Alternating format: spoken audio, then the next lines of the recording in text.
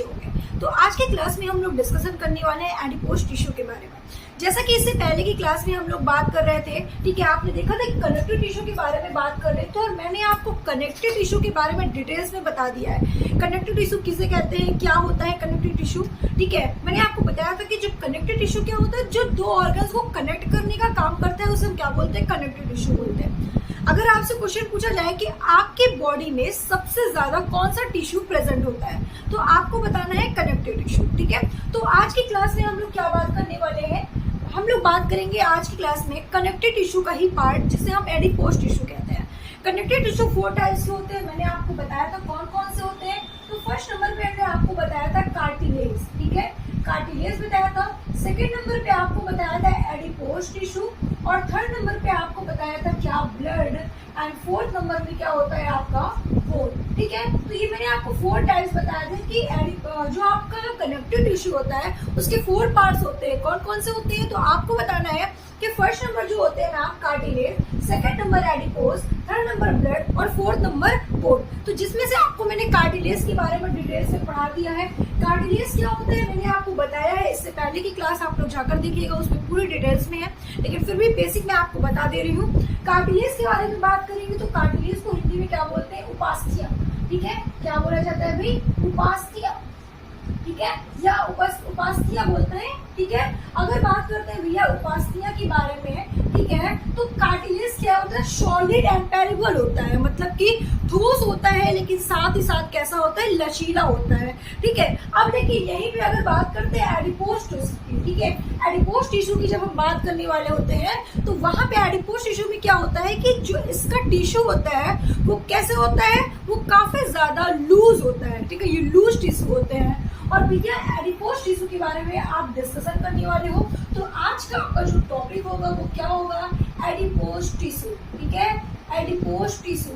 और इस adipose tissue को हिंदी में क्या बोलते हैं बेटा, तो आपको बताना है क्या, इसको बोलते हैं वशी ऊतक, क्या बोलते हैं, वशी ऊतक बोलते हैं, ठीक है। वेरी वेरी इंपॉर्टेंट है आपका ये एडिपोज टिश्यू एंड वशी ऊतक, ठीक है। अब देखिए अगर आपसे क्वेश्चन पूछा जाए, आप खाना खाते हो, बिल्कुल खाते हो, आप 4 न्यूट्रिएंट यूज करते हो, कौन कौन से, जब आप खाना खाते हो तो आपको क्या क्या मिलता है, तो आप कहोगे मैम हमें कुछ न्यूट्रिएंट्स मिलते हैं, क्या मिलता है, जैसे कि आप कहोगे मैम हमें कार्बोहाइड्रेट मिलता है, क्या मिलता है, कार्बोहाइड्रेट्स मिलता है, ठीक है। सेकंड कहोगे कि मैम हमें प्रोटीन भी मिलता है, बिल्कुल मिलता होगा। थर्ड कहोगे कि मैम हमें फैट मिलता है, हाँ बिल्कुल मिलता होगा। और कहोगे कि मैम हमें विटामिन भी मिलता है, तो हम कहेंगे बिल्कुल आपको मिलता होगा, विटामिन भी मिलता होगा। लेकिन यहाँ पे अगर हम बात करते हैं कार्बोहाइड्रेट, कार्बोहाइड्रेट आपका सबसे ज्यादा जल्दी कन्वर्ट होता है एनर्जी में, ठीक है। तो कार्बोहाइड्रेट किस में कन्वर्ट होगा, ग्लाइकोजन में, ठीक है, मतलब कि कार्बोहाइड्रेट टूटेगा ग्लाइकोजन में, ग्लाइकोजन से ग्लूकोज, ग्लूकोज किसके फॉर्म, ग्लूकोज क्या एनर्जी प्रोवाइड करेगा, ठीक है। वहीं पे अगर बात करते हैं प्रोटीन, तो प्रोटीन किस में टूटता है, पेप्टोन में, फिर पेप्टोन से आपको क्या मिलेगा, एनर्जी प्रोवाइड होगा। लेकिन अगर हम बात करते हैं फैट की, तो फैटी एसिड में ही टूटेगा, मतलब कि अमीनो, ये आपका प्रोटीन वाला अमीनो एसिड में भी टूटता है, ठीक है, जिसको डिटेल्स में पढ़ाऊंगी तो वहां बताऊंगी, ठीक है। अब यहाँ पे फैट की बात करूं तो ये फैटी एसिड, ठीक है। अब लेकिन जब आप फैट की बात कर रहे हो और आपको क्या चाहिए, एनर्जी, हम लोग जो खाना खाते हैं सर किस लिए खाते हैं, हाँ एनर्जी के लिए, मतलब हमें भूख लगती है, हमारे बॉडी में एनर्जी नहीं होती, हमें कुछ काम करना है तो उसके लिए एनर्जी चाहिए होता है, इसलिए हम खाना खाते हैं, बिल्कुल, हाँ यही आंसर है ना। तो आप यही कहोगे कि मैम सिंपल सी बात है कि एनर्जी चाहिए इसलिए हम लोगों को ये सारी चीजें जरूरत होती है, तो बिल्कुल होती है आपको, ठीक है। लेकिन अगर बात करते हैं फैट में, तो सबसे ज्यादा क्या खाने से आपको एनर्जी मिलती है, फैट से एनर्जी मिलती है, सबसे ज्यादा एनर्जी आपको फैट से एनर्जी मिलती है। और मैं आपको बता दूं कि फैट से तो एनर्जी मिलती ही मिलती है, साथ ही साथ फैट स्टोर करके भी रखता है, ठीक है, फैट स्टोर करके भी रखता है। और ये जैसा कि आप कोई भी चीजें, फैट की चीजें, कोई भी चीजें आपने खाया, ठीक है, जैसे मान लेते हैं मिल्क में भी फैट होता है, ठीक है, तो वो क्या करता है, उसको स्टोर करके रखता है। जब आप लोग कभी फास्ट वगैरह रहते हो ना, तो आपको पता होना चाहिए कि फास्ट वगैरह में आप खाना वगैरह नहीं खाते हो ना, मतलब कि मॉर्निंग में थोड़ा बहुत फ्रूट्स वगैरह खाया, कुछ ठीक है, काजू बादाम खा लिया, थोड़ा बहुत जो कभी खा लिया, ठीक है, ऐसा होता है नहीं कि आपको उसमें से बहुत सारी एनर्जी प्रोवाइड हो जाती है। फास्ट में फास्ट की तरह खाते हो, थोड़ा सा खाते हो, है ना, और मॉर्निंग में केवल अगर खा ली हो तो खा ली हो, फिर सारा दिन हम लोग नहीं खाते हैं, ठीक है। तो हमें उस टाइम एनर्जी की जरूरत होती है, लेकिन ऐसा तो है नहीं कि अगर हम खाना नहीं खाए तो हम कुछ काम नहीं कर सकते। हाँ, थोड़ी सी बॉडी में वीकनेस फील होती है, लेकिन इतनी भी नहीं होती कि हम बिल्कुल भी चल फिर नहीं सकते, कुछ काम नहीं कर सकते, हम पढ़ने की हालत में नहीं, ऐसा तो नहीं है। तो इसका मतलब ये कि फैट क्या करता है कि एनर्जी को स्टोर करके रखता है, और हमें जब एनर्जी की नीड होती है तो वो हमें प्रोवाइड कर देता है, ठीक है। तो इसलिए आपको मैं बता दूं कि यहीं पे हम लोग क्या पढ़ने वाले भैया, एडिपोज टिश्यू पढ़ने वाले हैं। और आपका लास्ट विटामिन है। विटामिन से अगर आपसे बात किया जाए तो विटामिन से कोई एनर्जी नहीं मिलती है। कोई भी स्टूडेंट ये नहीं कहेगा कि विटामिन से एनर्जी मिलती है। बेटा, विटामिन से कोई एनर्जी नहीं मिलती है। विटामिन केवल डिसीज में हेल्प होते हैं। आपके बॉडी में अगर कोई भी विटामिन की कमी हो जाती है, ठीक है, विटामिन लॉस हो जाता है, कोई भी विटामिन, तो उससे होने वाले डिसीज होते हैं, ठीक है, तो डिसीज में प्रॉब्लम होती है। लेकिन ये नहीं कहोगे कि हमें विटामिन की चीजें खाने से एनर्जी प्रोवाइड होती है। कोई एनर्जी प्रोवाइड नहीं होती है।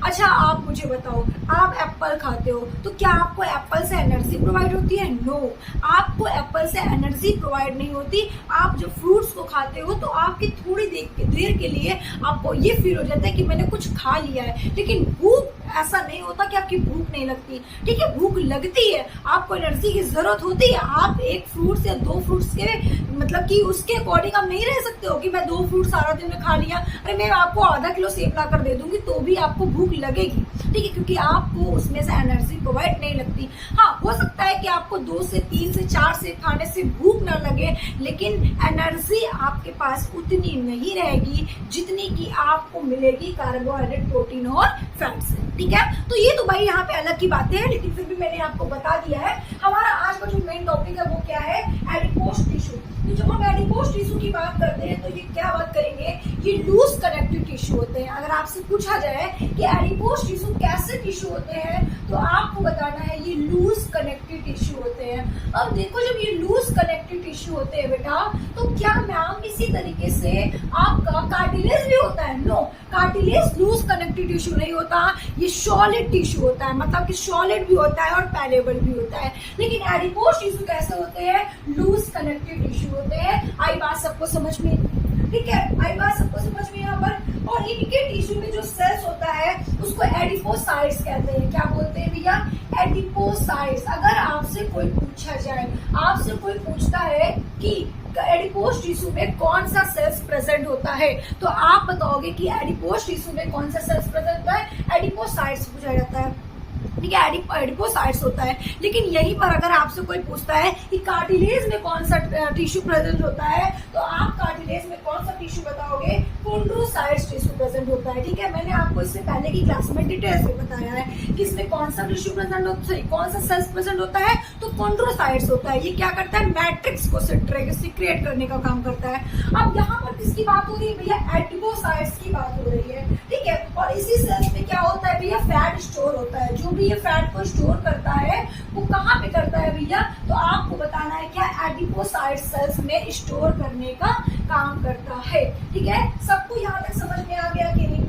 जल्दी से बता दो, जल्दी से बता दो।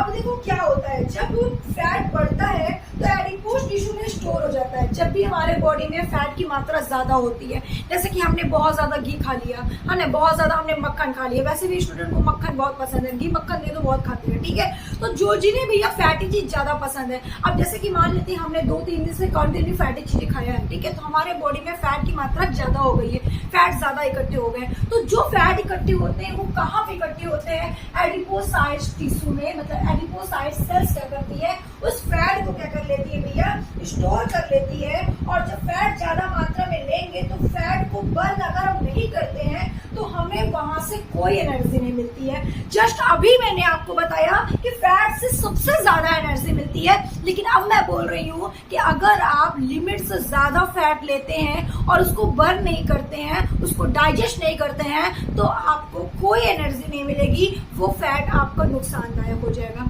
अब आप आपके मन में एक क्वेश्चन आता होगा कि मैम फैट हम लोग फैट खाते, जैसे कि आपने कहा कि फैट से एनर्जी मिलती है, तो फैट तो हम लोग खाते हैं लेकिन फिर भी हम लोगों को इतनी ज्यादा एनर्जी प्रोवाइड नहीं होती है। तो बेटा मैं आपको बता दूं, जो फैट खाते हैं अगर आप उसे बर्न नहीं करोगे, उसको डाइजेस्ट नहीं करोगे, तो उससे आपको एनर्जी नहीं मिलेगी।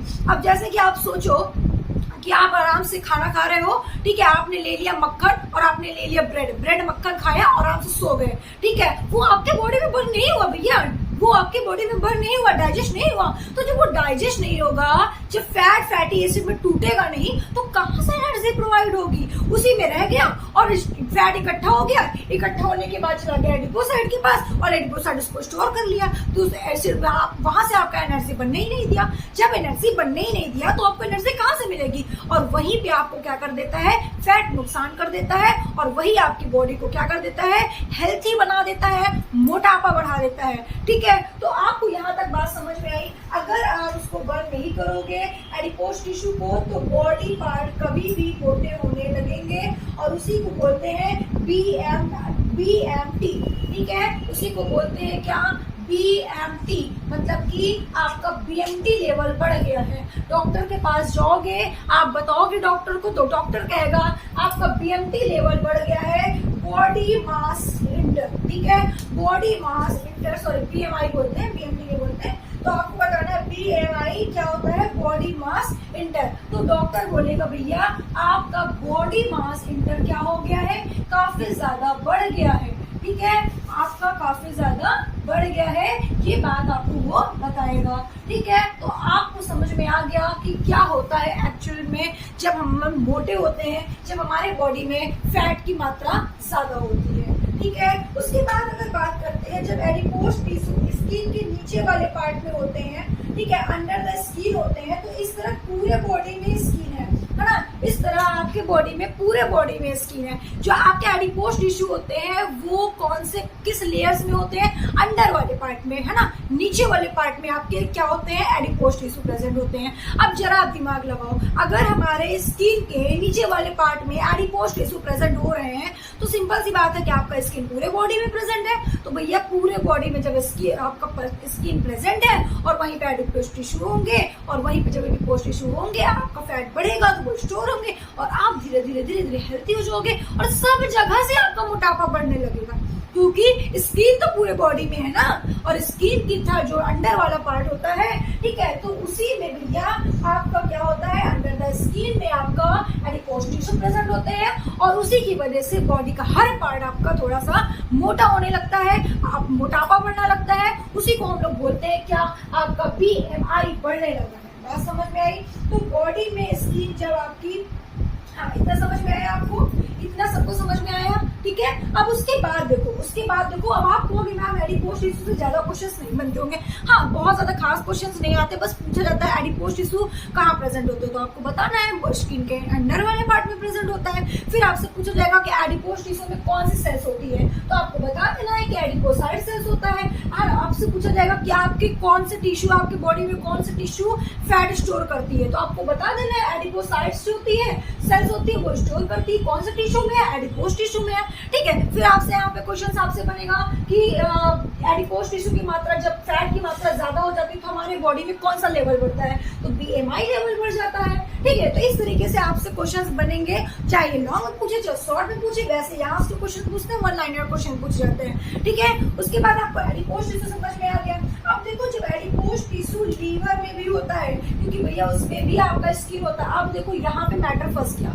यहाँ पे मैटर फंस गया, क्या मैटर फंस गया कि जब आपकी बॉडी में लीवर में भी होता है, तो जब बहुत ज्यादा फैट आप खाते हो तो एक टाइम होगा कि एडिपोज टिश्यू क्या हो जाएगा, आपका फट जाएगा, ठीक है। अब आप कहोगे मैम कैसे, ठीक है, देखो ध्यान से समझना, लीवर है आपका, जब कोई फूड जाया वहां पे एडिपोज टिश्यू वहां प्रेजेंट होता है। अब एडिपोज टिश्यू में फैट की मात्रा ज्यादा हो गई, बहुत ज्यादा आपने फैट खाया, बंद ही नहीं कर रहे हो, आप इतने अच्छे हो कि बंद ही नहीं कर रहे हो, सोच रहे हो मुझे अच्छा लगता है पिज्जा, मुझे अच्छा लगता है बर्गर, सारा दिन यही खा रहे हो, तो भैया जब खाओगे तो एक टाइम आएगा कि लीवर भी डाइजेस्ट नहीं कर पा रहा है, लीवर के पास ही बहुत इकट्ठा हो गया, तो क्या होगा, ये आपका एडिपोज टिश्यू क्या होगा, फट जाएगा। क्या होगा भैया, एडिपोज टिश्यू फट जाएगा और उससे जो फैट निकलेगा वो लीवर के चारों तरफ लेयर बना लेगा और लीवर में क्या आ जाएगी भैया, लीवर में आपकी स्वेलिंग आ जाएगी, सूजन आ जाएगी। ठीक है, आपके लीवर में स्वेलिंग आना, सूजन आना मतलब कि आपकी बॉडी में फैट की मात्रा ज्यादा होना,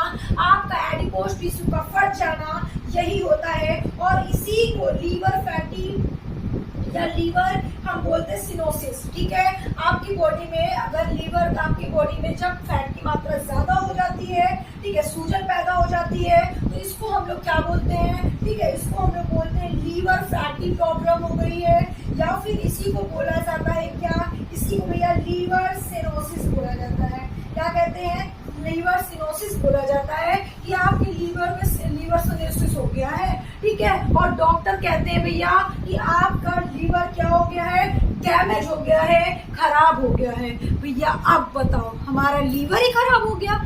अब जब आपका लीवर खराब हो गया तो आप समझ ही रहे हो क्या हो सकता है। तो ये है आपका एडिपोज टिश्यू। मेरे प्यारे बच्चों, एडिपोज टिश्यू से बहुत बहुत बहुत ज्यादा क्वेश्चंस नहीं बनता, बहुत थोड़ा क्वेश्चंस बनता है। जो मैंने आपको बताया वेरी वेरी इंपॉर्टेंट है, आपको पता होना चाहिए क्या होता है ये एडिपोज टिश्यू। तो आज के लिए इतना ही, फिर मिलते हैं हम लोग नेक्स्ट क्लास में नेक्स्ट वीडियो के साथ, जिसमें हम लोग डिस्कशन करेंगे very very important topic, blood पे डिस्कशन करेंगे, क्या होता है ये ब्लड, किसे कहते हैं ब्लड। ठीक है।